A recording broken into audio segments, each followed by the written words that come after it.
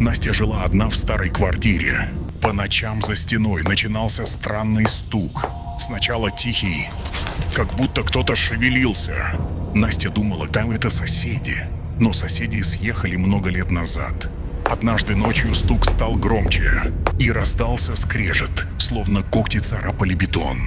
Настя прижалась ухом к стене, и вдруг изнутри раздался шепот: «Я слышу тебя».